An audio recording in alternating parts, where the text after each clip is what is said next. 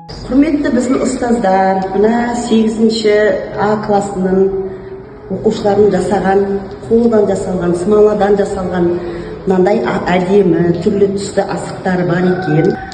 Түстері әдемі, өте көзге тартымды. Бұны біздер сауат ашудан, мысалы әліппеден 42 әріпке үйретуге өте қолайлы екен. Және де математикадан санатуға болады. Балдардың қол моторикасын дамытады. Сонымен қатар біздің кәдімгі сүйек асықтарға қарағанда бұлар жеңіл болады екен. Санауға, асық терапиясына, жалпы қолға жаттығу жасауға да өте керемет құрал деп ойлаймын. Лак сосын?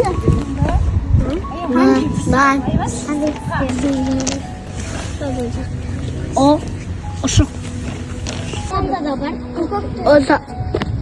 Ұсақ.